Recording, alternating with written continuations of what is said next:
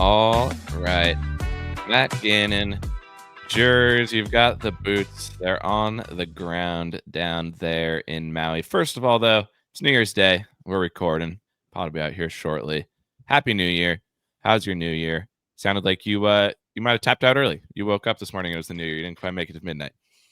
Yeah, I mean these time zones are definitely I haven't adapted quite yet. So I'm waking up early and I'm going to sleep early.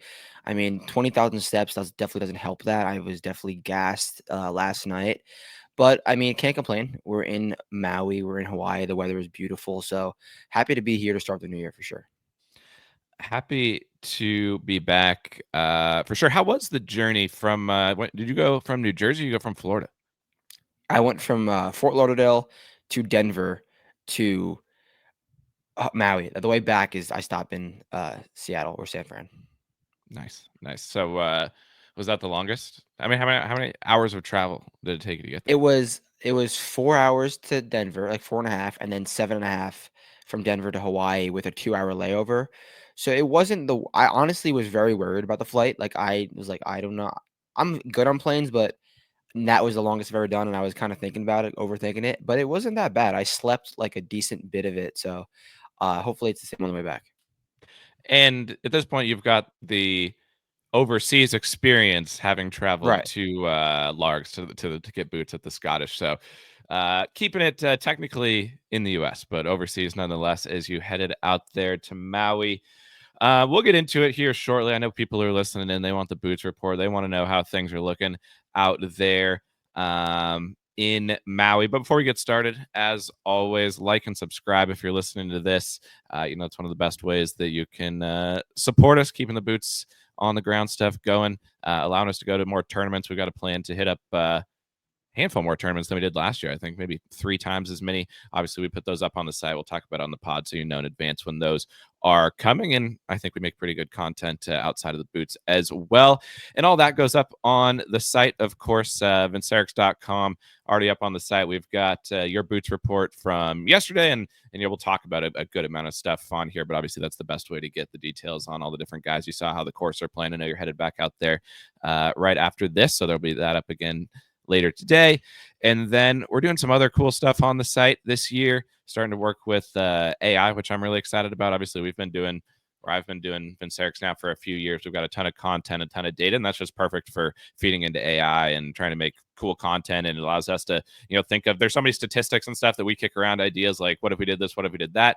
Allows us to do it so much faster. I think there's really cool stuff already up on the site there, making the model better as well. And then tonight, and obviously throughout the rest of the year, we're going to have our final thoughts article up on the site, which we've expanded a little bit. We're going to talk about DFS by different tiers, guys we like, guys we don't like. One and done will be up there. And then obviously our selections from an outright perspective for the week. So that's all going to be up on the site. Price is same as last year, $9.99 for the weekly, $34.99 for the monthly. I think we'll be doing boots at least once a month now. So if you get the monthly, you're basically guaranteeing yourself you're going to get a boots report in there. And then the Discord, we've talked about the Discord on here all the time.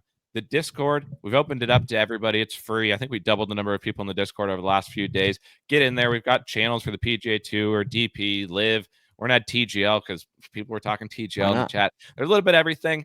And then we do have the Ball Knowers part of the Discord. That's for the subscribers. Also for people who are just friends of the pod who have been supporters of us for a long time there. And then if you're dropping ball knowledge in the other channels, I will probably toss you in the Ball Knowers channel because the Ball Knowers channel, we want people talking ball in there, coming up with ideas, coming up with bets, just watching golf. But yeah, the Discord in general is designed to build that community.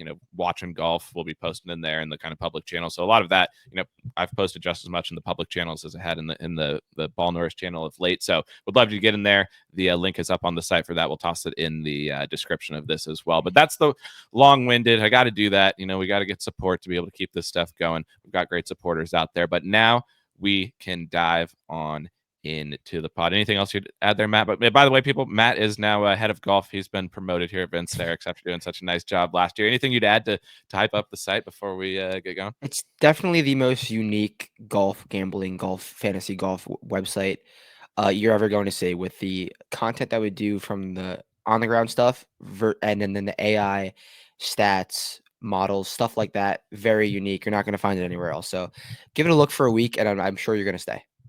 Yep. No, I totally agree with that, and I think that's a good way to describe it. I think, there's different sites that do all sorts of different things. I like what we're kind of getting the nerded out, like, stats side using the AI and stuff, and then we've also got the boots on the ground. Then also we try to make it fun. At the end of the day, it's serious, but it's not that serious. We're golf betting. I know there's Yeah. people who subscribe to the site who don't even bet that much golf or play that much DFS. They just want to watch the golf more entertained, have a better feel for what's going on.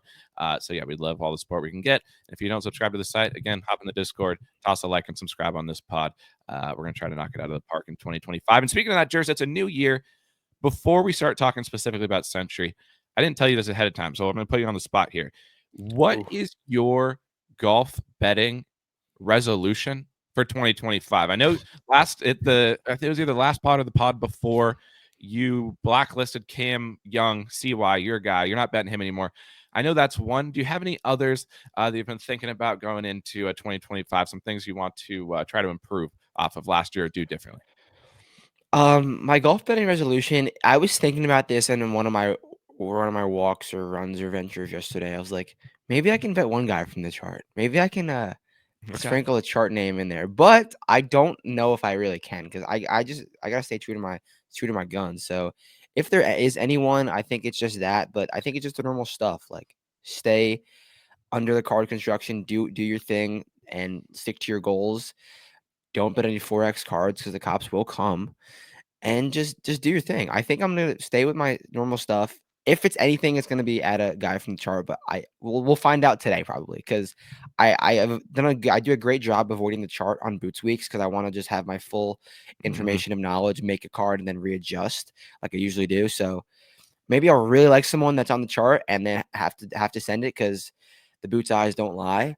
So we will see. We will see. I'm gonna have a So final what answer on that you're today. saying, and I would agree with this, having boots myself, and obviously I'll be at a reasonable amount of the boots we do this year. I can't come to every single one, but I'll see. I think Riviera is going to be the first time that we team up together this year to get the double That'd be boots on the sick. ground. But I agree with the concept, and what you're saying is, eye test from boots versus chart. You may be willing to go eye test Yeah. over chart if that's what you see.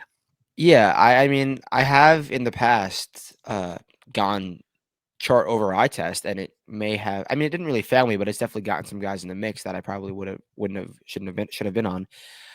So like that's TBD. I'm gonna really find out today because there's shit. There Yeah. might be a guy I love who's third most tipped. Like I gotta bet him. Yeah. Yeah. You can't there'd be nothing worse than if you saw something with your eyes that told you if Right. you went all the way to Maui, flew all the way, stopped in Denver, flew across the ocean, you got there, you're like, this guy's winning the tournament, and then you pass on because of the chart. I would agree that tactic makes sense to me. So stay posted. Obviously, that'll be up on the site. Shout out to Golf Tips Checker. He's on Twitter. I think you can subscribe early to see the chart as well if The you're into that. Mecca. So free advertising for our guy over there at the chart. Mine is I've got a couple. And it's more, these are things I've always wanted to stick to, but I haven't stuck to them. So I think the resolution is to Oh, stick I to know what these yours things. is. I'm not going below 20 to 1 in any tournament besides live and the majors. Those are the only tournaments I'm betting below 20 to 1. I ran the numbers. I thought about it. At the end of the day, I think I'm better at betting people down the board. That's where I do my best. I never hit people below 20 to 1. I'm just not going to do it. If there's somebody who wins below 20 to 1, that's cool with me. I'm over it. I'm not betting them. It is what it is. I'm moving on. And back to the card construction. I had a long chat actually with Vincent, the AI, yesterday because Vincent's building a card too. He knows how to build cards. I gave him the data, gave him all the analysis that he did. He built a card. That'll be up on the side as well. But I was going back and forth asking him about like 8x cards, 6, like if he obviously the AI doesn't know anything about card construction unless you kind of tell it what to think. And I was like, explain golf betting. I was like, how would you go about this? Would you, you know, bet random, like what tactic would you use if you could pick up the perfect strategy? We kind of went back and forth, and after a long conversation he agreed that roughly 8x seems like the most optimal card, looking at all the data, looking at all the numbers. So that's the 8x. math Wow. that if the AI agrees, I'll stick to that. So yeah, obviously I'm sticking to that as well. Not betting Sung below 30 to 1. I'm locking Yep. that in. It's a I gotta rule. stick with not betting Sung below 30 to 1. That's something I won't be doing. And maybe the rest of them will come to me as we kind of go through here. But yeah, my main ones, not going below 20 to 1 except for live in the majors. And I'm not betting Sung below 30-1, which comes into play this week because I think Sung can obviously play well, but I can't bet him below 30-1 going forward. So those are the New Year's betting resolutions. If you've got resolutions, toss them in the Discord, toss them in the chat. We want to know what people are thinking for 2025, but it's here. The century's arrived. We told people a few weeks ago the golf season was back. It's back. It's officially back. You're there. You're down in Maui. And why don't you just set the scene? You got there Monday, I think. You went to the course yesterday. You walked on site. You saw a future 20-time major champion right out of the gates. Just set the scene for me of the vibes down at Kapalua. It looks beautiful. It looks like you're having a great time. How's it going down there? First of all, the first thing I would say about Kapalua, extremely unserious walk. Like, it's kind of a joke. The routing and architect. There's a reason no fans go outside of it being in Maui, but it is insane to walk. Like, if you're going to that tournament, you're staying at a hole or two. Someone tweeted the walk between 5 and 6. Like, have you done it? And at that point, I didn't. I was like, all right, well, it's time to go do this walk between 5 and 6. I did not expect to walk a mile, almost a mile. It was insane. You have to go through the jungle, up mountains. I mean, it makes sense. The golf course is on the side of a mountain on the water. So, but outside of that, it's beautiful. I love it. I mean, I got my exercise in. The views are. I'm not gonna hot take. The views in Hawaii are nice. They are. Rumor has it. That's the Boots Report, folks. That's what you came for. The views are nice in Maui. We're calling it a day. We'll see you next week. Can confirm. So yeah, the vibes are just immaculate. All the players seem to be really happy to be there for the most part. And yeah, it was just serene, cool. Not that many guys were out in the morning, and then as the day went by, more and more guys went out because the field was a little smaller. So I'm gonna get there at like a perfect time today. Yesterday I got there a bit too early, so it was like an hour and a half of not much. And so today should be a better day. Get more eyes on guys. Yeah, and we're used to the major boots where there's guys out the second that the sun comes up to the second the sun goes down. So that makes sense. And then I know you were getting out and about too on the town afterwards. You were hanging out with the players. It sounds like I know you were texting me about it. Went to the bar. All the players are there. Like, the area the course is in, it sounds like it's just like kind of everybody who there is there for the tournament, and it's really, you're meeting a lot of people. What's the vibe like just in the town, and like how close to the course are you staying? So I'm staying about 10 minutes south of the course, and the place that I was at last night was like another 10 minutes south of here. And it's like this little the like village shopping common area, bar area with like kind of like an outdoor outlets type deal, like right on the beach. So I went there. I just looked it up to go, and just sitting at the bar doing my thing, just eating some food, and I see like Adam Hadwin walk in, and then minute by minute I see another guy.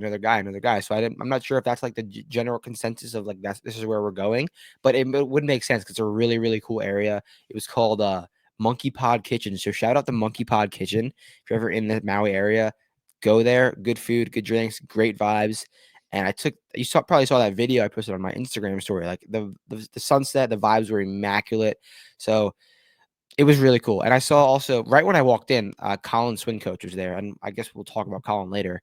Because might not be great. Was he having a few drinks? It sounded based on he was just walking around with his wife, very stern look. Didn't seem like he was he was walking around the shopping area. I don't think he earned any drinks. You could see his brain. He was working on things in his mind. He knows there's something to work on. All right, fair enough. Well, and yeah, we'll get to Collin momentarily. We have an interesting report on Collin. And at the end of the day, the thing about this is, you've been going to enough tournaments now. You start to get a feel for the players, what they normally do, what is outside the realm of what they normally do. And I think that's one of the big differentiators. We say anybody can go to the tournament. Sometimes the players themselves, like we talked to the caddies, we've talked to the players, and like where you see player interviews as well, like they're not sometimes actually good at analyzing the course from like a betting perspective. It's an entirely different thing than what they're there to do. A lot of players are just there to, how do I make birdie on this hole? They put their mind there, and maybe their caddies is thinking about and stuff like that.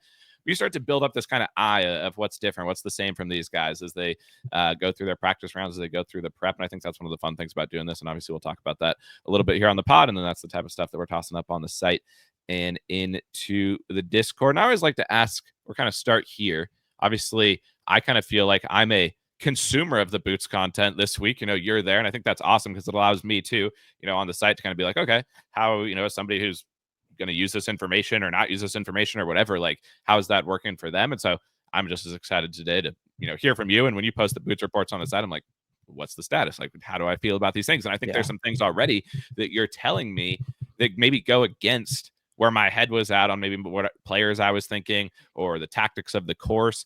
And I just want to start there is maybe day one, just what stands out versus what you thought of Kapalua, what you had in your head of what this golf course is, what this golf tournament is, et cetera, et cetera.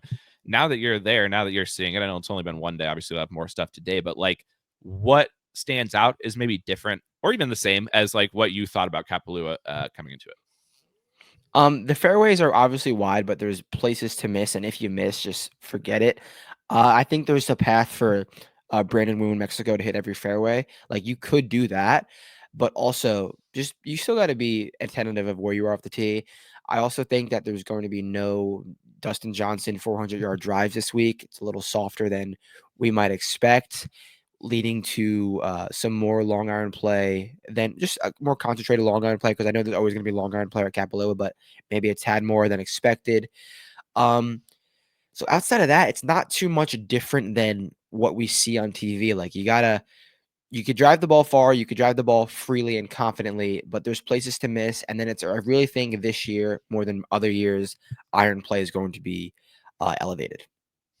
And yeah, we'll touch on that point here in just a second because I think that's an important piece and somewhere where like maybe different than the preview, for example. I write about the course, and it's fun to do that because like I do the course preview before we know anything Yeah, about always it, happens at and then it booths. gives you like, okay, this is how the course normally plays. Let me go there and get a feel like, is this true? Is this not true? And I'm super excited to I've got a few guys in mind already, but obviously going to get the picks and stuff up out on the site tonight. I'm excited to dive in and kind of like process all these things together.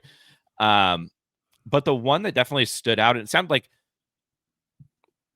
versus, actually, this was a question I was going to ask, versus Valhalla, when guys were standing on the tee, fearlessly ripping driver down Yeah. the middle, and we were seeing guys mint fairways over and over. Obviously, the fairways at Kapalua are wider than that. Do you get the same level of like freedom driving there? Like, was one harder than the other? Because that's what comes to mind a little bit when you mentioned just guys freewheeling it off the tee. Yeah, I would say if Valhalla was like a 10 in that aspect of freewheeling, easy driving, Kapalua is probably like an 8. Like it's still easy, but there's also some drives that the fairway and rough end off and it's a cliff. So like, all right, I don't want to go down there, or like a jungle abyss. So I would say it's like, yes, it's still easy. It's freaking Kapalua, but it's not. Valhalla was a joke. There you have it. Valhalla, easier driving conditions than Kapalua. And honestly, it sounds like what you're saying is because the problem with Valhalla was there was no danger on any tee shot. So like the worst thing that was going to happen was nothing, basically.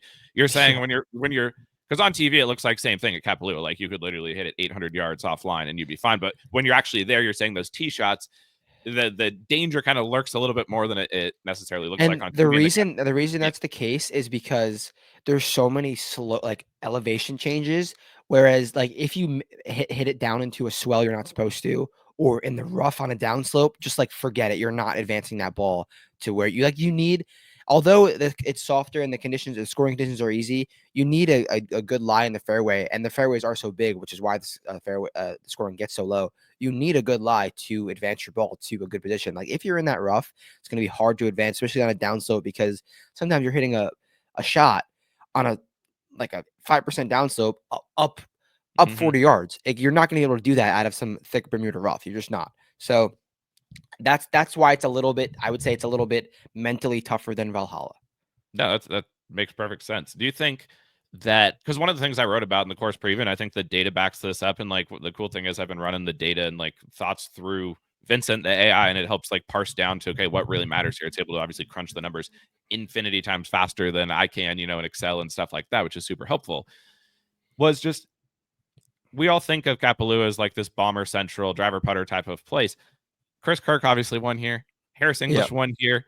Cam Smith is a player who wins on positional Bermuda golf courses. Like, if you just looked at the winners and you knew nothing about Kapalua, you would think like, oh, is this a positional Bermuda golf course? And part of that is that like driving accuracy, that you don't have to have driving accuracy here. Obviously, you can also drive it far. Like driving there is a path for what it sounds like, just getting in the right spots of these fairways. And even though they're massive, and even though there's things like, it sounds like having some strategy about where you're putting your golf ball does come into play. Is that kind of the sense you get? Yeah, it's weird because like the course is so long that even the long hitters are having long irons. There's obviously some situations where they're giving a club or two up, but in the grand scheme of things, everyone's hitting long irons. So yeah, Chris Kirk can get hot as hell with the long irons. So can Scottie Scheffler. Like anyone can get hot as hell with the long irons. And I think in some spots when the bombers really have a leg up is when they are able to cut corners and stuff like that on courses where that's not really the case here. Just like there's some dog legs, but it's some long straight holes where everyone's hitting long irons. So it makes sense why some positional guys who just get hot with the irons and the putter win. And yeah, and that's one thing. So another thing wrote about in the course preview, and it sounds like it's going to shift a little bit this year, but is that historically this is a very tough place to like differentiate yourself with strokes gained approach. So if you go look at the variance of like how many strokes the winners are gaining on approach, it's very low and random versus a normal PGA Tour event. Normally you got to gain at least 4 strokes on approach, probably 6 to 8 strokes on approach to win a PGA Tour tournament. You can lose strokes on approach and win at Kapalua. John Rahm did that. Like it's a very volatile stat. What it tends to be is like you can't just get enough proximity differential, obviously, on these shots, and it becomes a putting contest from there.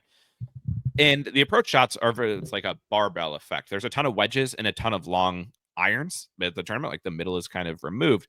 But you wrote about on the site, and you're talking about it here. Like it sounds like based on what you're seeing with the conditions, there is a path for like somebody getting white hot with the irons, precision iron play, like being the difference. And when you see these approach shots, I guess like what is the margin for error, for example, on one of these long iron shots into the green? Is it, you're taking on a lot of risk to go at the pin and everybody's going to play to the same spot, or is it soft enough where people are like firing at pins? Like when you think about the approach and somebody's capability to maybe win the tournament by spiking on approach and not putting that great, having like a solid but not amazing putting week, do you see that? Or do you still see more of just like, if you're not making putts, you basically have no chance? The latter. If you're not making putts, you basically have no chance because it is soft. You can stuff it with the long irons, and you could get some long irons to stop close. But there's there's a level. Like there's some tournaments when guys spike on approach, like they're hitting wedges and short irons into like 4 feet every damn hole. Whereas no one's gonna do that with long irons across 72 holes. Like you can hit it to 20 feet consistently, maybe, but that's probably the best. So at the end of the day, like you got to make a ton of putts. But there's a path for like you could at least excel with the long irons because it's a little bit softer. And obviously, I'll report back on the course conditions today. But we're going to talk. It was softer than, I guess, obviously, this is my first time here, but softer than I would have thought and softer than some of the players would have thought. So interesting to see how the course feels today. But if that remains true, then look for guys to maybe hit some closer shots than we normally see with some long irons at Kapalua. And yeah, I mean, obviously that was the thing that jumped out to me the most, or like impacted my potential thinking about the tournament. And I haven't even decided yet. I need to hear obviously more from the course today, but like which side of the fence I'm going to land on here. Because before the tournament, and again, this is what we were talking about with the positional guys I wrote up on the site, like one of the reasons Chris Kirk played so well last year is you go back and you look at the transcripts, and that's another thing that's up on the site is like just what did the players say last year. It was firm and dry last year, and Chris Kirk was hitting that rope draw that he hits off the tee, and the ball was catching slopes, and Chris Kirk outdrove his driving distance average by like a shit ton. Like it was one of the longest driving weeks in Chris Kirk's career. It was like top 20 in the field in driving distance, and that's something Chris Kirk never does. But it's because he was hitting these hooks effectively, catching slopes, and the ball was running. You're reporting back, and you posted a video like looks wet to me. Yep. Course just looked damp, and you mentioned some of the players were talking about it. Obviously, we need to see how that differs today. It's possible that they just watered it a shit ton, and now it's because they knew it was going to be dry. It's not supposed to rain or anything like that, and that was just Tuesday practice round. And that's why we always caveat things with things change throughout the week. Don't take one thing as gospel unless we say take it as gospel, because then we'll be confident behind that take. Like Scottie at Pine, but tell me about the conditions, because that's the one thing I think that's standing out the most, because if it's playing softer and Chris Kirk type guys aren't getting 20, 40 yards of roll, then that changes my opinion on the positional guys, and that those years might have just been different conditions than this year, the wetter years. So I think it's big, and I think it's one of the most interesting things so far from at least of what you've seen. Yeah, so for example, on par 5, number 5, Jake Knapp was playing up on the green, and Johnny Vegas was hitting long irons into the green. He waved him up, and Vegas hit 1 or 2 shots that missed the green left, and he was like, "Wow, that looks wet." And I guess there was a kind of a lower flighted ball that probably would have skipped out longer or maybe went over the green, and it just kind of stopped. And Knapp looked at his caddy and was like, "Yeah, I think that's the wet ground." And then on 18, which everyone knows what 18 at Kapalua is, it's a really downhill par 5 on the side of a mountain. Like the longest, the camera will pan. They do the drone on that hole. It's like the longest rollout hole on PGA Tour by yeah. infinity percent. Russell Henley couldn't reach the green, and this is a golf hole that a lot of guys can reach into just because it's so downhill. Russell Henley didn't reach into. He ended up having like 100 yards in for his third shot, which is probably pretty rare on that hole. Usually, guys, if they're not reaching, they have inside 40, just they're flipping a wedge up there. And Russell Henley was like came back to his car, and there was two. I'm not sure if they're PGA Tour rules officials, just us other guys. He was just like laughing, complaining. He goes, "My ball plugged on the side of the hill." I was like, he was like, they were like, "How is that even possible?" They were like, "It's wet." I was like, "All right, like that's unheard of on a downhill hole." And I think it plugged in like the rough area of the downhill, but still, like that's absurd to think about on 18 at Kapalua. So again, take that with a grain of salt because I'm going to see how it feels today. But nonetheless, wetter than normal. Yeah, there you have it. I don't know how you could get better information on what the conditions are than Russell Henley talking to PGA Tour rules officials about the conditions on the course. Like, I don't know how you could get more detailed information than that. And obviously, you're going to be on top of that again today. You'll be in the Discord. You'll be posted on the site with updates on how the course is playing. Because I really do think that's crucial because, like, for example, Russell Henley. That's a guy that I was kind of high on coming into the week. I think the number on Russell Henley is fair considering the quality of golfer that Russell Henley is. Like, you think positional Bermuda golf, who more could you think of than Russ Henley? You think playing good in Hawaii, who more could you think of Russ Henley? You think of winning, you would not think of Russ Henley, obviously, but just to play well. Those type of guys, if they're not getting the rollout in the fairways, kind of changes things for me. Is that at least how you would feel about it if you saw the same conditions out there today? Yeah, for sure. But yeah, I do think it definitely favors the longer drivers more than it doesn't, which it does every single week. But do I think there's going to be a positional guy win this week? I would say no, but I wouldn't rule it out. I think there's be a few guys mixing.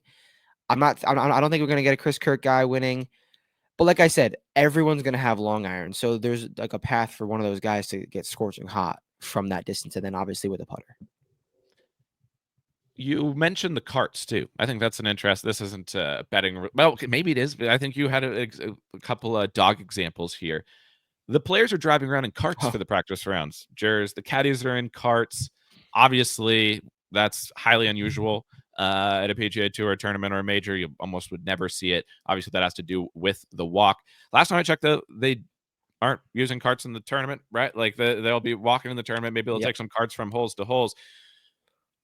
Some people, though, weren't riding in carts. And I think that's where we need to identify some potential dog points, Jer, some potential strokes gained prep, some potential strokes gained caddy. If we had lots of people in carts, but we had other players walking, we had caddies walking, I think that's dog. Or do you think that's bad prep because they're wasting their energy? Based on what you're seeing, how are you analyzing the cart walking versus non-cart walking situation going forward? I think if you're a player and you're riding and your caddy is walking, I think that's huge bonus points because your caddy is really important. He's really feeling the ground. He's getting his feet with the earth and getting their steps in, really scouting out the numbers. So there was 3 caddies, actually 4 caddies, specifically walking 2 more than others. And that's a guy that we've shit on in the past. We were like, this guy's an unserious caddy, but it was Joe Scavron, and we've seen nothing like the last few times we've seen Joe Scavron, we were kind of impressed by his work. And I'm obviously like it relays into Ludvig's success. Like he's a great golfer. I mean, he hasn't really won anything yet, but Scavron continues to check my box in strokes gained caddy doing his thing. So I was happy to see him out there walking a lot more than anyone else. I would say our Scavron take isn't that he is a bad caddy because he's a bad person. It's not that he's a bad person. He also seems like a really nice guy. It is that Ricky never won tournaments, but Ricky minted money and had high finishes all the time. So far, Ludvig does the same thing. He might be a caddy who's great at raising the baseline up super, super high. He probably lives an unbelievable life. He is living the dream. But my take is that getting players across the line down the stretch in the mix is ultimately strokes gained caddy number one priority, at least for me when it comes to like a dog ranking. So that's my Sovereign take. Obviously, we'll see what the year lies ahead for Lud. I think obviously he's got a good chance to play well this week. Vincent the AI is on Ludvig, so Is that's he? Okay. he's on Ludvig. But Sovereign wins strokes gained caddy prep of the week. Who's strokes gained prep winner so far this week on who you saw grinding the hardest, who you saw putting in the work where you're like, this guy, or maybe a couple players who looks like they've come to Kapalua serious about golfing this week, serious about putting together a great performance. Because I think that's another question. That's great to have the boots for is this is the first tournament of the year. Some guys haven't golfed in forever. Some guys have been hanging out. Some guys have been golfing, but like, what's the vibe? Who's standing out? Strokes gained prep. Who's serious about Kapalua this week? I'd say strokes gained prep number one right now is Jake Knapp.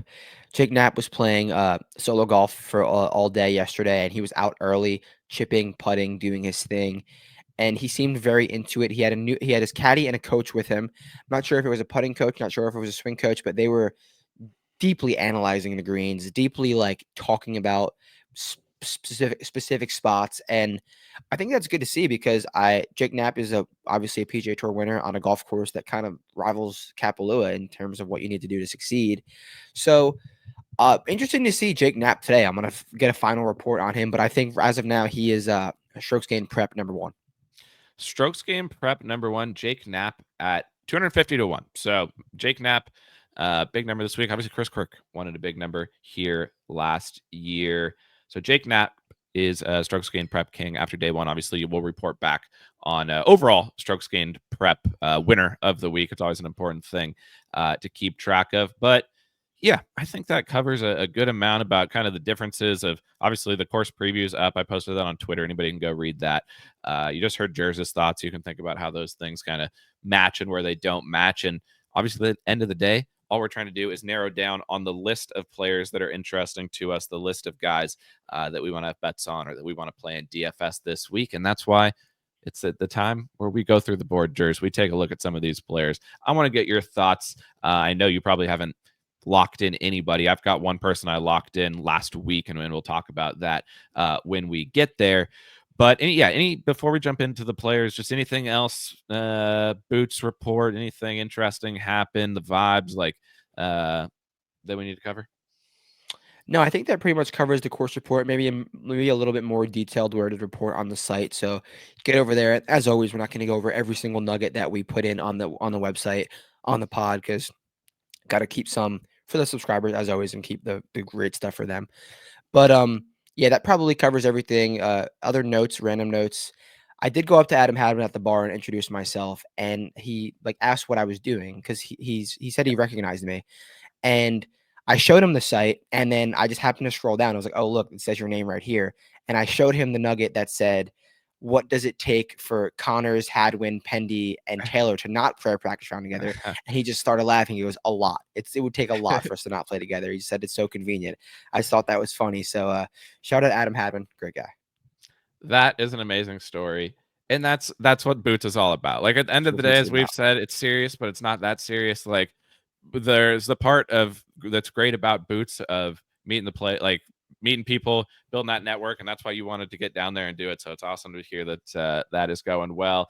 And yeah, the Canadians, every practice round, they're always together, which is great because, and you put this up on the site, you should have got Hadwin's take on this as well. You have a new alpha in the Canadian group. Historically, in my opinion, when you watch the Canadians practice, Corey Connors has been the alpha. He's been Stripe Show. He has looked like I'm, the king of this group. Even though Nick Taylor, obviously, strokes gained dog. I think he's highest strokes gained dog out of any of the Canadians. But we'll say this for the side. But you think that there's been a changing of the guard at the top of the Canadian pecking order?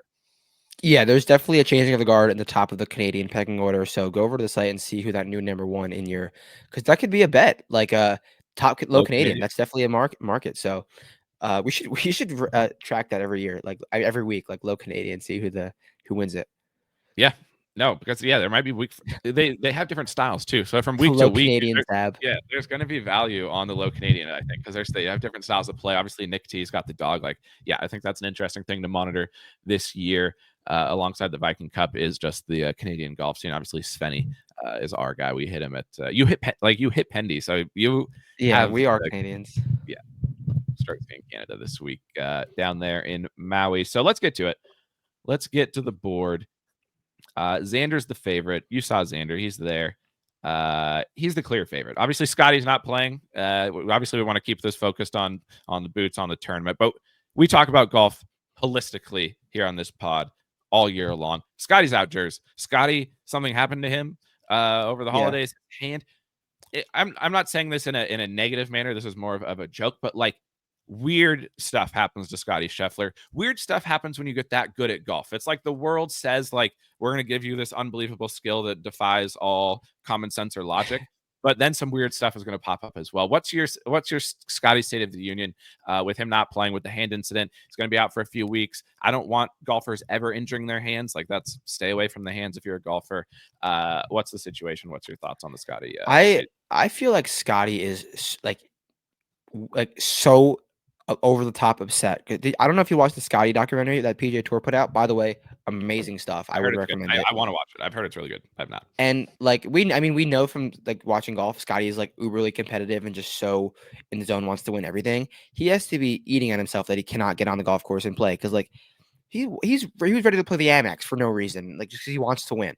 So he has to be kicking himself. But I was wondering yesterday, like, is the vibes up like on a week? I didn't notice this, but is everyone like more hyped? Like, oh, Scottie's not here, we can win this week.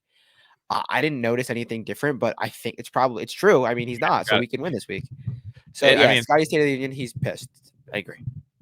Yeah, I mean, I definitely would think if I was a player, that's human nature. How could you not think that? Like, and that's the other thing that was kind of like when you go there. Obviously, you meet the guys off the course. Like, golf is again a very unique sport. These are individual people. Like, there's no like they have their teams, but it's not like a team in a sports in like style that you're used to. So these guys think about this stuff. They're like, obviously, somebody would be thinking, if I'm going down the stretch versus Scottie, I'd rather not be going down the stretch versus Scottie. You're playing for millions of dollars. You'd love to win the millions of dollars. Like, I think that's a very reasonable thing to expect. And here's the more, I guess, golf prevalent question about Scottie that this is potential take. His lead into the year, the reason he plays Amex, the reason he plays those tournaments is he kind of plays the same schedule on a pretty consistent basis to start the year. And we know that Scottie is a guy who has had great starts to the year in and year out. Like, obviously his runs that he does through the Florida swing and into the Masters, this is in February playing at Waste. Like, this is when Scottie gets it going. He starts the year strong. He ended the year strong at the Hero. Do you worry at all about, like, we talk about Scottie being the golfing robot that he is historically? We see that from him. Do you worry about anything getting thrown off, or do you think Scottie bounces back from this instantly? Obviously, this is just a hot take, but what's your thoughts on that? I mean, yeah, I do. I mean, it is funny that he just went out and won the Hero, like off of like just pick up the clubs and win. But yeah, everyone's gonna get like a month head start, so I do think it might slow him down a little bit. Who knows how much he could practice with the hands? So I will say, yeah, a little bit. Yeah. All I'm saying is Scottie is a consistency guy. When we see him go to weird conditions, we see him at altitude, like stuff that throws Scottie off, it kind of throws him off. He's obviously an unbelievable golfing robot. That's what he is. He's the golfing machine. Like, it's consistent time after time after time after time at an unbelievable level. But when things do get thrown off in the routine, that's when we do see him get thrown off a little bit. Even if it all takes a little bit. I mean, he won infinity times last year. Like, we were talking about one of the greatest seasons ever. There's no guarantee that we see that again from Scottie next year. And do I think it's very possible? Yes. But does this throw something into the wrench? Also, yes. So let's see. Something to monitor. At the end of the day, all we're looking for is things we can give hot takes about, things to get the people talking in the Discord, things to get people thinking about golf. And so there you go. Those are some Scottie Scheffler thoughts going into who's actually playing the Century, and that's Xander Schauffele. That's where we started. He's the favorite in this tournament. Jers, he's your guy. You bet him when you do boots. That's your thing. It's worked out twice for you. It worked out at Troon. It worked out at Valhalla. Is the single bullet in play this week on Xander for you? You can get a plus 750 on Bet Online, so it's within single bullet range. Honestly, good number, but no, the single bullet is not in play for a golf course that Xander has played well before in the past, has won on, and loves this style of tournament. But no, it's not. Nothing that I saw from Xander was like, wow, I need to. And that's true because we see Xander a ton, and he's a perfect practice player. We love what we see from Xander. How could he ever do anything wrong? And I didn't get that vibe this week. I saw him looking at the ground a lot, looking at the track man, talking to Austin, which is fine. Like he'll be fine, but I just don't think that 7+700 single bullet is worthy in a birdie fest in an event like this. So passing on Xander. There you go. The Xander Whisper. It's not going to be for him this week. Obviously, Xander's played really well here.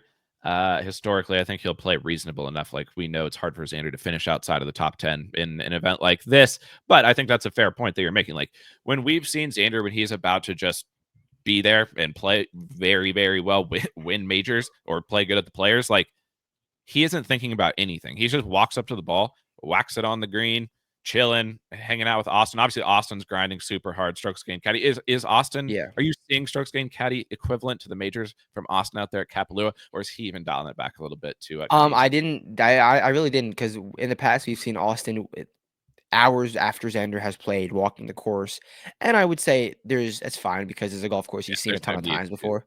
No need to do that. So yeah, I think Austin's fine, but did not see him prepping. Did you give him a shout out? Because I know you and Austin are boys, and every time you see him, you give him a nice little wave. Did you get a chance to shout him out?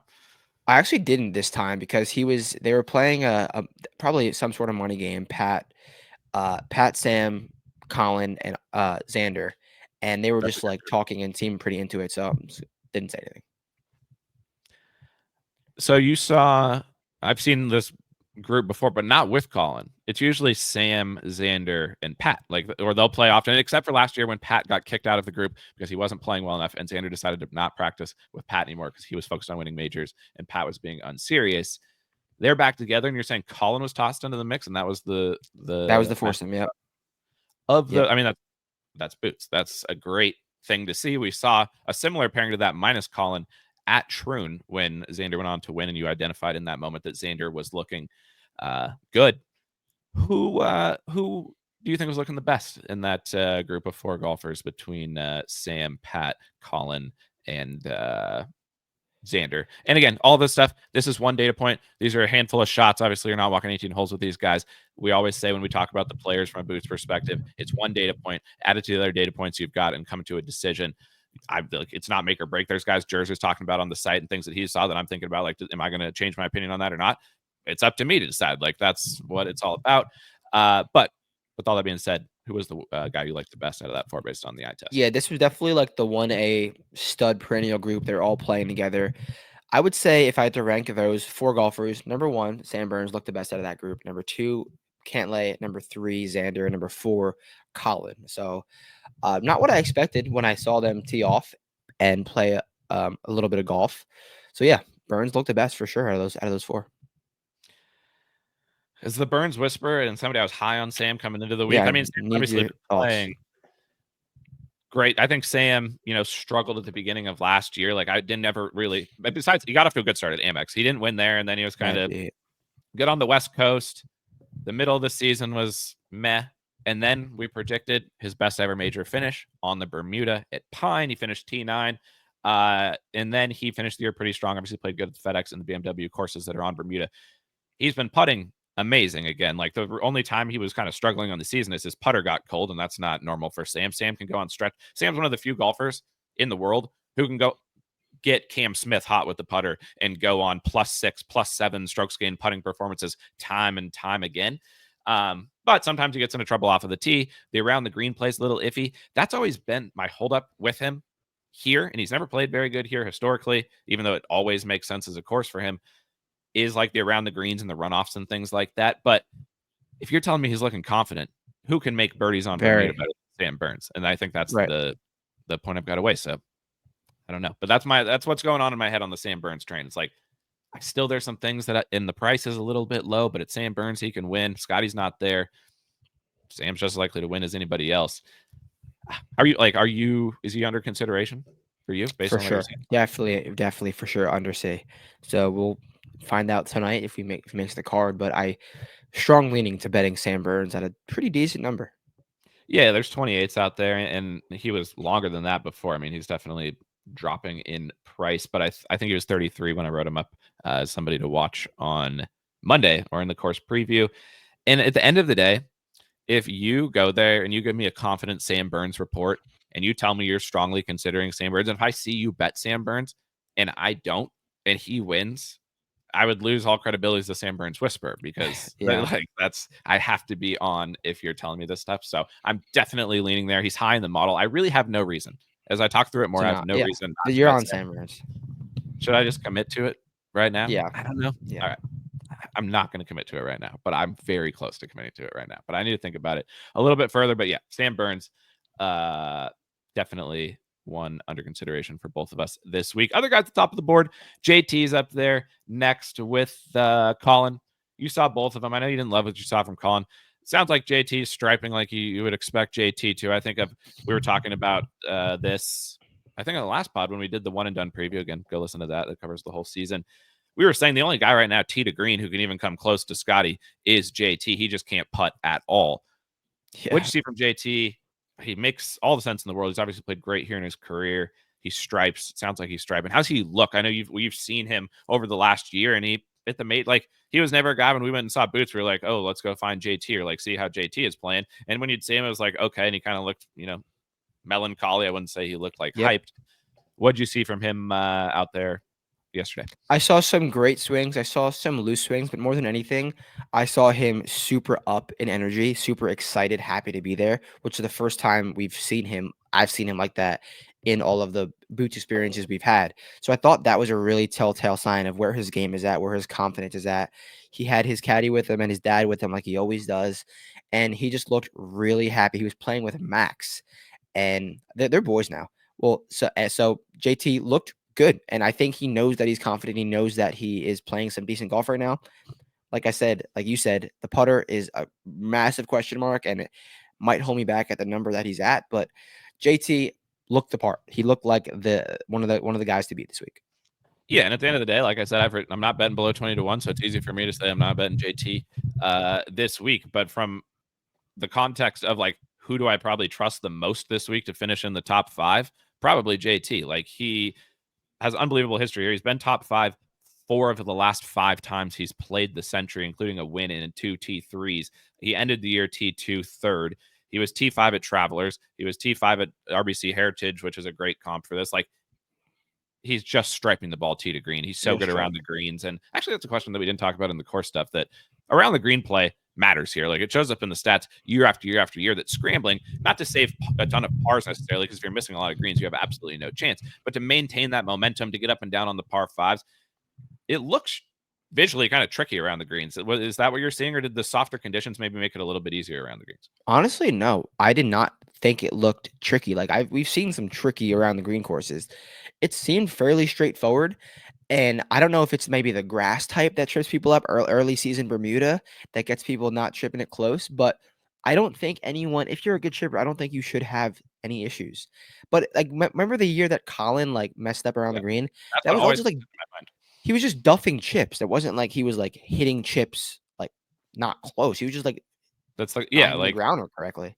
and I think that makes sense, because what does stand out here is that Bermuda guys obviously have a ton of success. Chris Kirk is Bermuda champion. Like, when you think Bermuda Yeah. golf, you think Chris Kirk. You When can you go on the street and just ask someone like, right. If yeah. you take a poll I'm back in New York. If I go outside right Oh, now and I easily. say to people, who's a positional Bermuda golfer, they're going Chris Kirk every single time. He's king of Bermuda.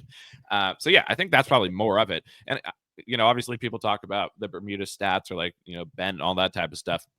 Looking at guys who have good Bermuda around the green stats this week, honestly, makes all the sense in the world, because where have these guys been over the last couple months? Down in Florida, on the Bermuda, practicing. And if those guys are good in those conditions, they're probably coming in dialed. And obviously, we've seen that in the stats. Ludvig, he's up there on the board next. I think roughly the same price when I bet him last year, which was a huge mistake. Don't bet first-time starters at Kapalua. We'll talk about some first-time starters here soon enough, but that's just something that you always pay the price for.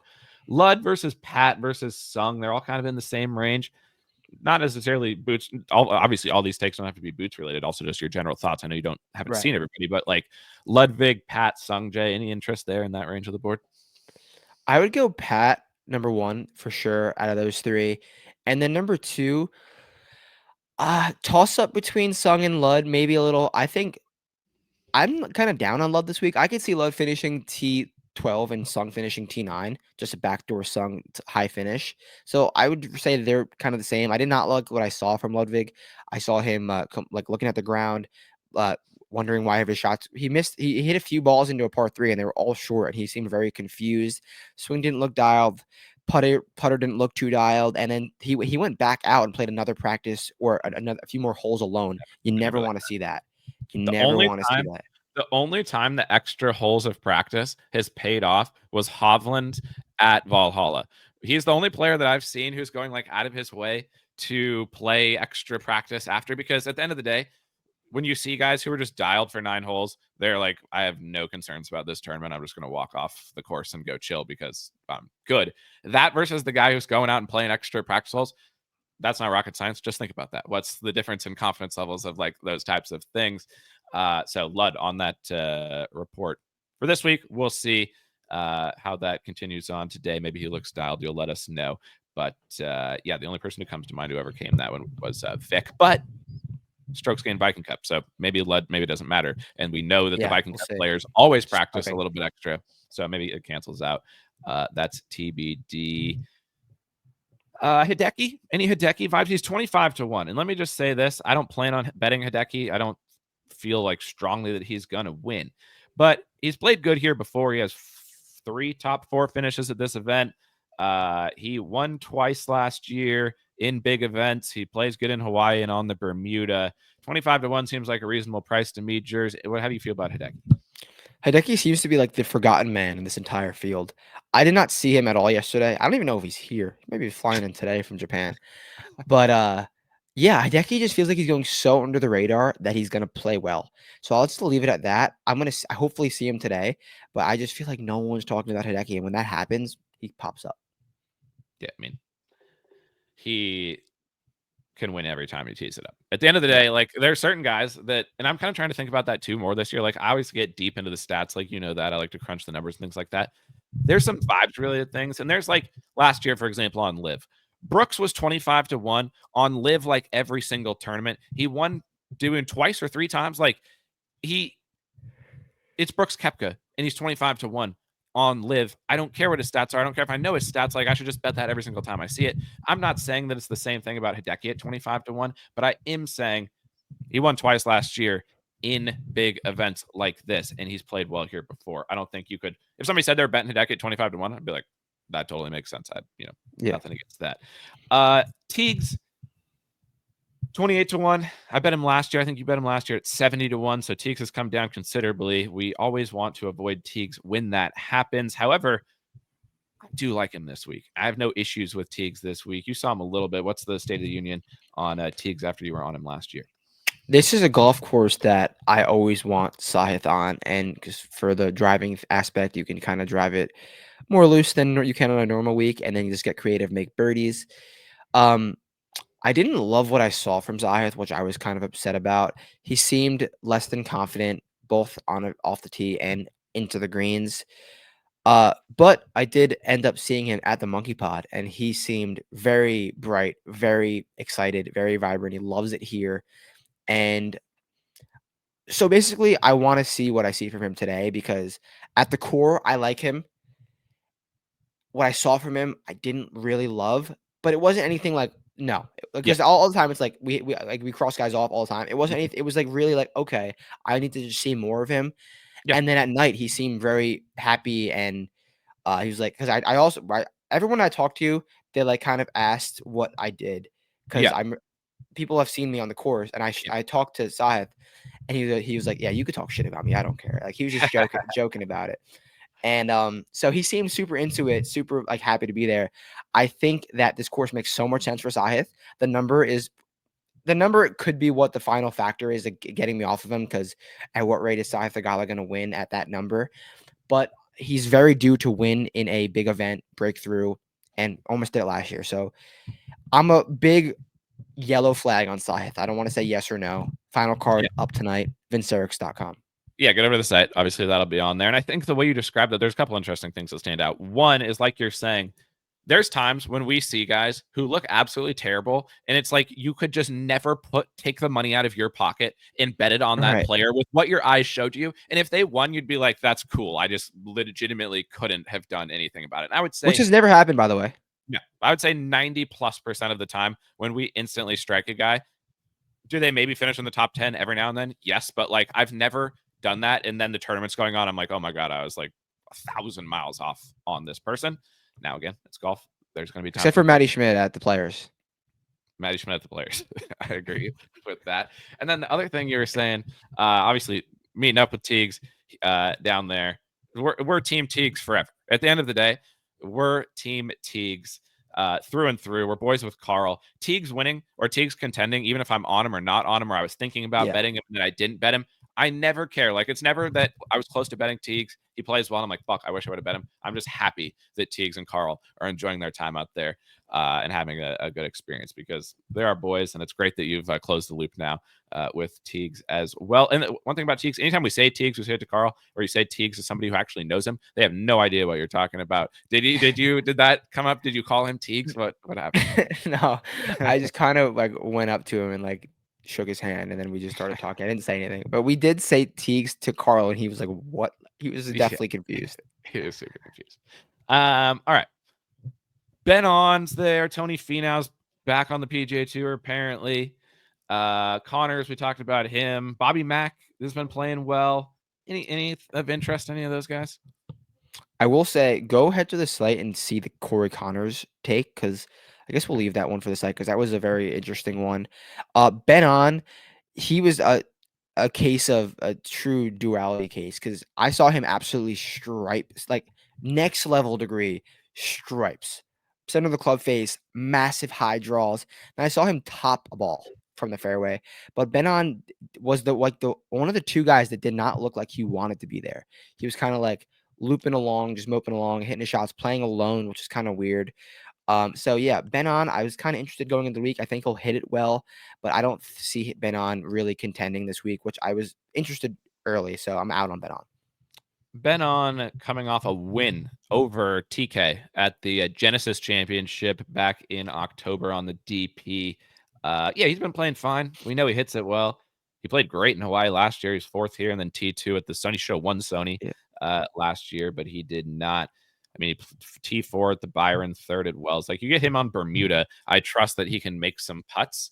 And the tee to green play there is obviously always there and always insane. So I was kind of interested in him coming into the week. Obviously, you said kind of a duality report. There was some good, some bad. So I don't know if I'll factor that in much. And I think that's the flip side of what we just said. You see guys that you cross off, it's like, I'm done with them. There's a lot of guys you see where you're like, meh, I could see it either way. And then like, oh, what's the number? And you want to factor all that stuff in. So I'll at least keep thinking about Ben On. But 35-1, I'm not like rushing and sprinting to bet Ben On no matter what. Like I said, Bob Mack's playing well. Russ Henley was a guy I was into, but honestly, your report, I don't want to bet Russ. I never want to bet Russ. The last thing I want to do is bet Russ. I don't need much to get me off of Russ. You told me he wasn't looking that good. He didn't play good last couple of years here. It makes sense for him, but if all that, you take the flip side. I think I'm out on Russ solely because of your report. And do you think? Yeah, if I see Russ hitting some poor wedges, like if Russ is hitting poor wedges, the rest of his game can't be dialed. So I'm gonna take the backseat to Russ. Okay, that's fair. Wyndy C, I know you haven't had eyes on him. Did not see him yet. Is he high on your list to see? Because for me, this is a Wyndham Clark golf course. This is a course where you just hit it off the tee. He's a good scrambler. He's a good putter. He's a fine short and long iron player. That's actually he's an example of a barbell approach guy. He's good with his wedges, and he's really good with like mashing. He makes eagles all the time because he's great with his long irons. Like if you're talking about a guy who can hit a long iron and convert, Wyndham Clark comes to mind. He wins these type of events, Jersey. He can gain infinity putting. I bet him here last year. It was his debut, though, and we know guys don't necessarily play good here on their debut. He finished T29 with 10 under in the final round for Wyndy here last year. So I think there's things to like, and he gained a shit ton off the tee, showing that he can just nuke here. You didn't see him, but in principle, do you like Wyndy, and are you going to try to get eyes on him today? Everything you said, I agree with. I do want to see Wyndham today. I did meet his caddy, John Ellis, though. Nice. Vibes are great. So want to see Wyndham today because I think he can play well at this event. Adam Scott, Greyserman. Let's talk Greyserman quickly. Greyserman's a guy that everybody's talking about this week. Want to know who's good at putting? Max Greyserman. Want to know who's been playing amazing golf? Max Greyserman. He's finished second in 3 of his last 6 starts. He was 4th down at the WWT when our boy Austin Eckroat won. People like him, and I get why they like him, Jers, because if you were just somebody who looked at stats for golf and you said, what do I need for this course? And I'm not even going to look at the names, and I'm just going to think this guy could play well. He makes sense in that manner. I'd worry about the short game a little bit. And also, it's his debut, which is a big red flag for me across the board. What's the Greyserman State of the Union this week? Yeah, I'm not I wasn't high on Greyserman coming into the week. I saw him hit the closest shot of anyone on the entire week. He hit one to legit tap in, playing with Denny though, so that's bad vibes. So yeah, I'm out on Greyserman until further notice. I just don't see him keeping it up with the putter, truthfully. I refuse to bet Greyserman anywhere near 45 to 1. So for that reason, Yeah, I'm that's just smart. insane. That's just like, so insane. I'm out, but would I be surprised if he his first round leader, or he plays well, or he makes infinity putts and finishes like T3? No, he's proven that he can do it consistently, even though the tournaments aren't as good. This course makes sense as a place where he can use that skill set. So I don't know. I agree. I think it's too good to be true to some extent, but I'm also not saying fade him or I'm fully out of him. I think I'm just kind of neutral. Keegan, always striping when we see him. You said he was striping, but maybe not quite as hard as normal striping. I wouldn't love this course for Keegan necessarily. One who I would like this course for, Davey T, but another debutant. What's your thoughts on Davey T? Because he can make a ton of birdies. Yeah, and I saw Davey T get up and down a few times and looked really confident around the greens.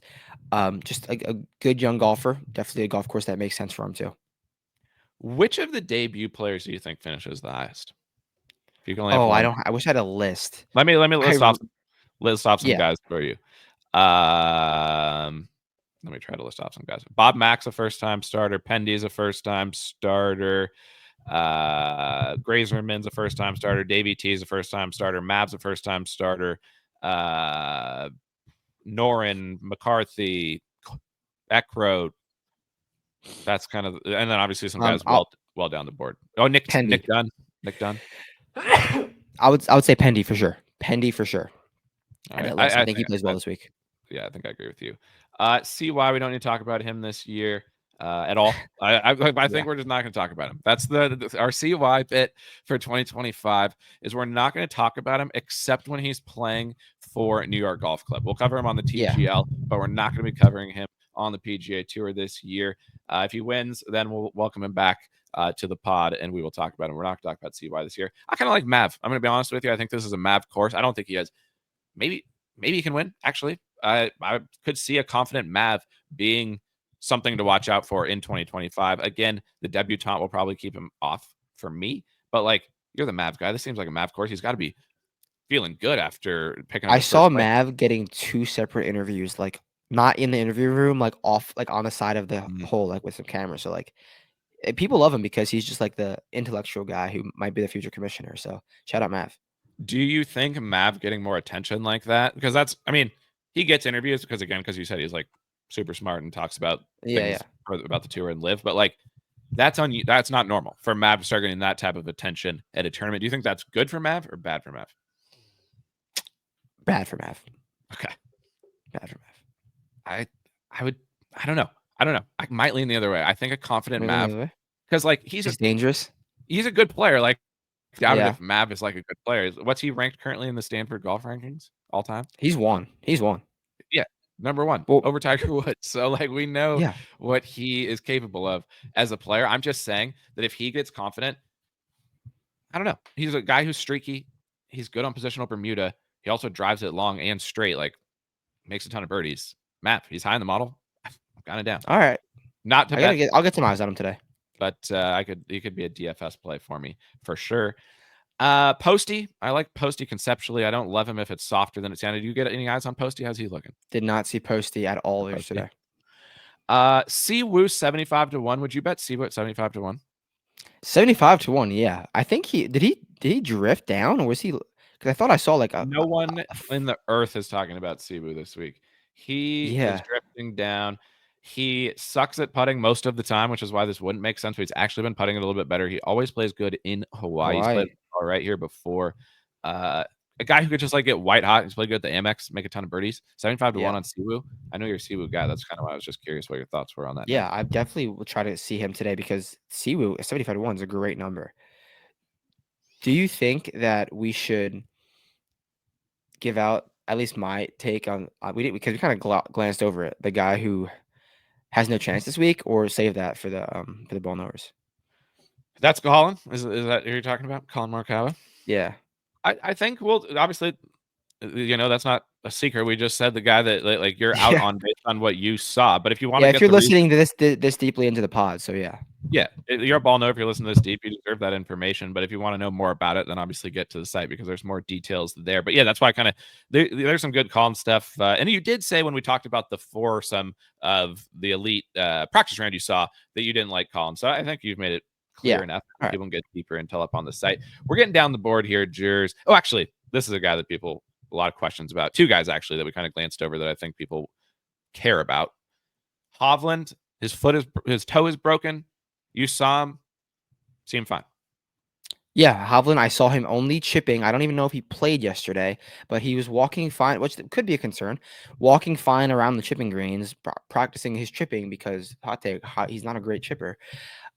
So from what I saw, he looked okay. He looked fine, but I would like to see him swing some swings and actually play golf. But I got a lot of people were like, "How is Hovland walking?" He seemed to be walking fine. There you go. And that's all the information you can give. People asked, how is Viktor Hovland walking? What you saw with your eyes was that he was walking normally. But he also, like you said, it was on the chipping green putting. If you're somebody who's listening to this and you're like dead set on what Hovland's going to do based on that one comment, then you're overthinking it. The question is he walking normal? He's walking normal. The other guy's Max Homa. Max is longtime my guy. I declared a risk to his career right around the PGA Championship last year, Jers. This is people can go back and listen to the tape. I said I was worried about what I was seeing off the tee from Max. He's a man who's fallen off the face of the earth with the driver previously in his professional career, almost ended his career. I was worried. And we've went on a journey, a scary journey, to be frank. Like, would you agree that the Max journey over the last 6 months has been a concerning situation? Oh yeah. But there's been signs of life lately, Jers, with the driver. I'm seeing the accuracy numbers looking a little bit better. The rest of his game has been pretty much fine throughout this period. He wasn't putting as well, but he's a streaky putter when he gets on the right type of grasses. He's played well here before. But what he also determined was he's got a great caddy. Greiner, one of the best caddies on the PGA Tour. When I'm thinking of a dog caddy, a guy that when you get into the mix, I want him on my bag, Greiner might be up there for me, maybe top 5. Would you agree with that? Yeah, I mean, he does it. He gets in the mix, he wins. So, yeah, it makes sense. But someone's not there this week. He isn't there this week. He's got a replacement on the bag, Jers. Michael Greller taken over because Greller knows how to go chase a golf ball that doesn't go where you expect it to go. And I think that is where Max needed. Greller's like, I'll meet you back, or Greiner's like, I'll meet you back on the West Coast. That's when we're going to get it going. We're going to get it popping. You need to go out to Hawaii, clear your mind, get a guy who's comfortable with you as you rein things back in. I like that, to be honest with you. I like what I'm hearing out of the Homa camp. What's the situation on Max Homa? I'm sure people are curious with some changes. I saw maybe switched brands. There might be new clubs in the bag. What's going on with Max? Yeah, I like when golfers do new things because usually, like, there's quick turnarounds. Like, the vibes change and good things happen quick. The vibes look awesome with Greller and Homa. They were playing with JT and Minister and his dad. So they looked really good. I was actually impressed, and they both were laughing. Max was hitting fairways, which is a great sign, and he's been fine from approach to green. So if we're getting him in the fairway at a golf course with big fairways, go play. He played great here in his career before, so I'm down for Max this week. I'm not sure if I'm going to pull the trigger. I don't quite think he's all the way. He doesn't look very comfortable with the driver swing yet, but it's fine in the fairway, and the results have gotten better.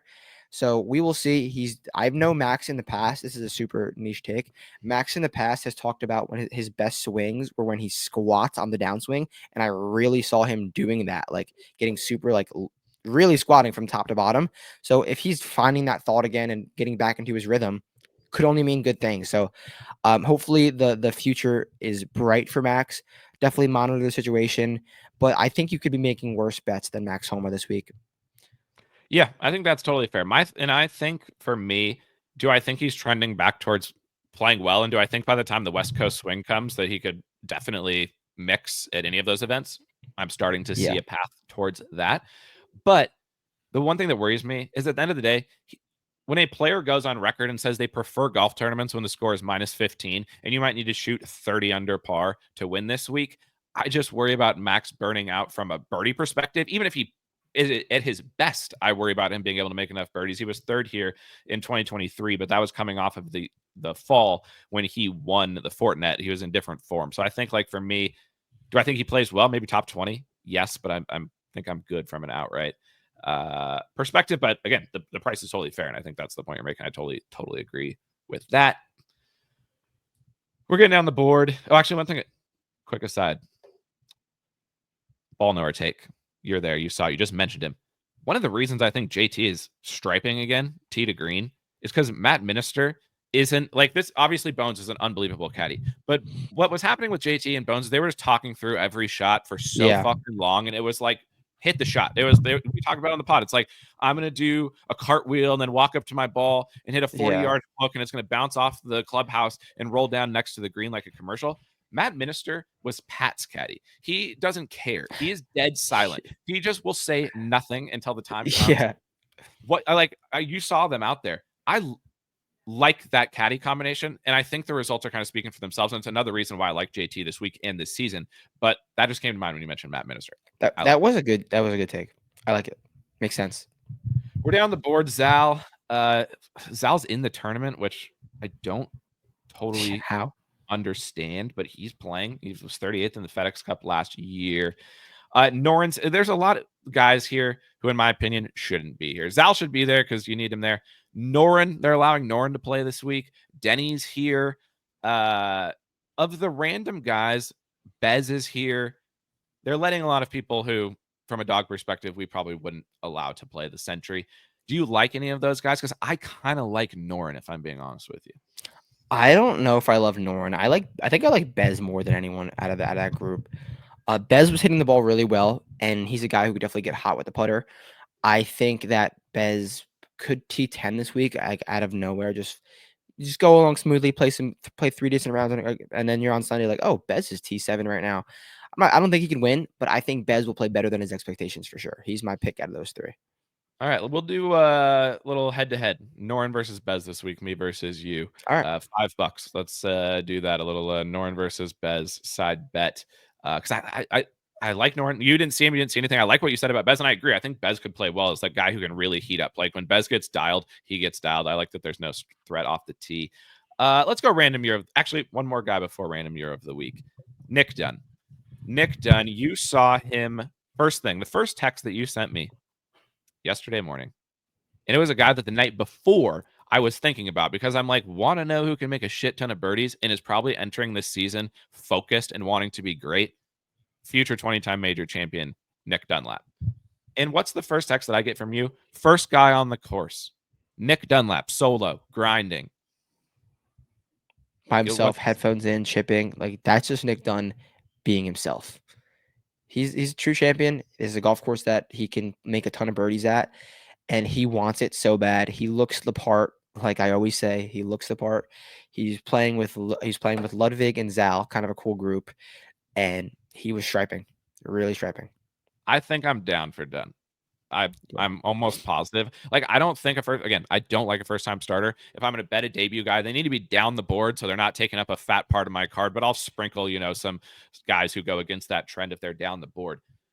I love this course for Nick Dunn. I think it makes a ton of sense. How much nuance? What's the nuance situation? You're saying it doesn't seem as nuanced as you thought it was going to be. I mean, like on paper, I think there is nuance, but it didn't catch my eyes. Like, wow, I don't think a guy who never played here before can't figure this place out. I really don't. Maybe some sight lines. That's it. But I would say, like, outside of that, you can. And honestly, I think Nick Dunn, when you talk about guys who will have good short games on Bermuda, I like Nick Dunn on the Bermuda, and he's been practicing. It's not like his short game is terrible. Yeah. He gains a little bit some weeks and he loses some a little bit. He's not like Hovland. He's not losing strokes infinity around the greens every week. When he struggles is when he's spraying the driver all over the place and he's lost in the trees or he's hitting at OB or he's losing his ball.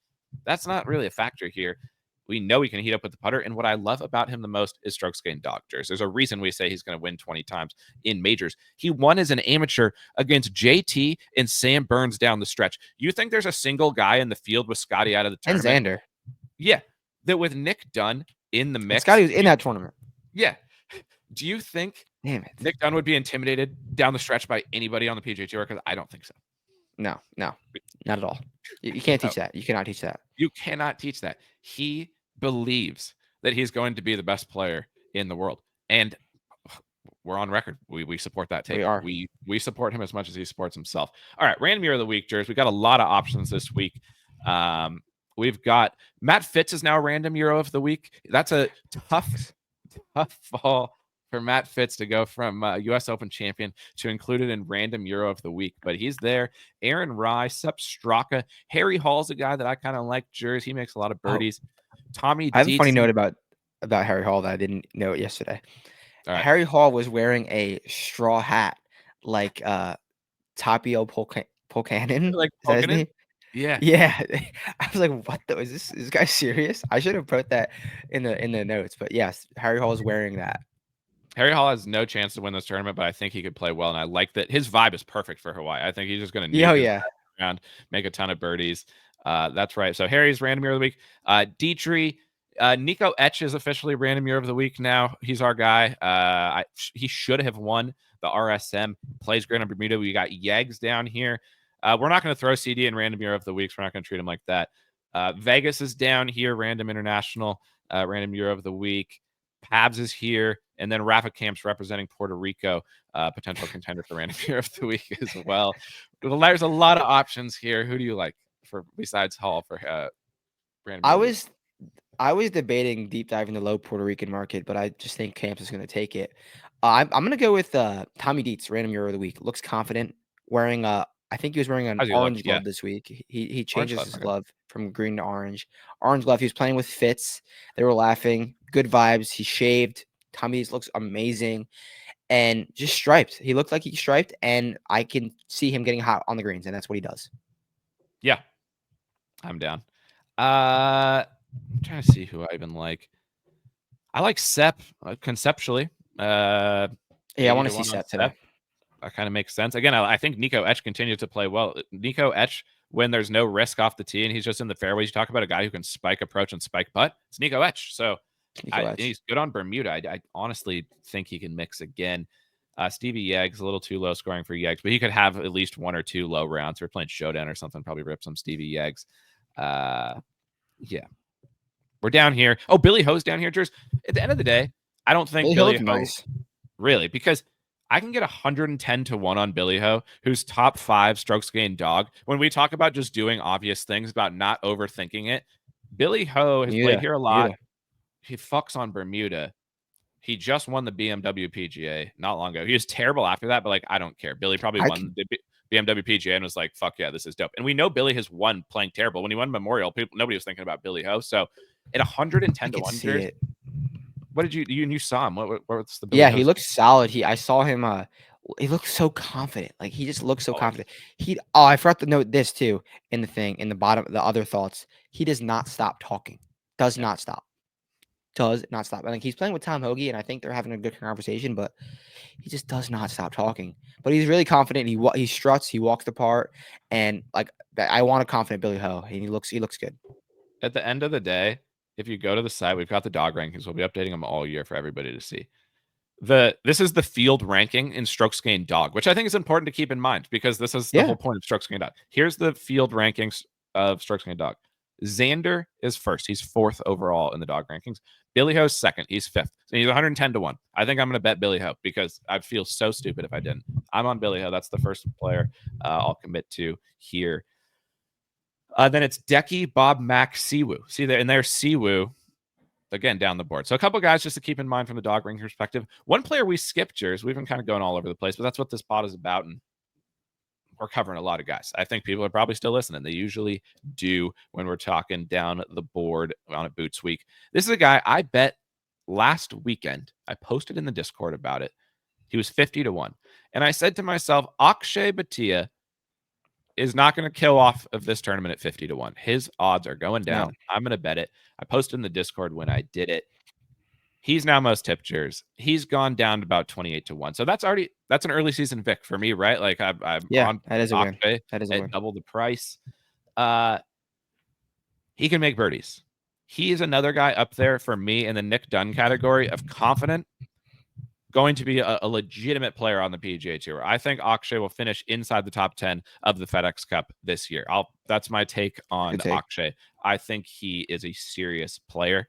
He can see the ocean. He played good here last year. He was in the lead, but then obviously that's a big spot to be for him early in his career. He's won in the Bahamas. He's won since then on the PGA Tour. He can spike with his irons. He'll be in the fairway forever. He just played good at the Hero, which comps totally fine here. Flight it in the wind too. I saw him absolutely hitting the ball out of the center of the club face.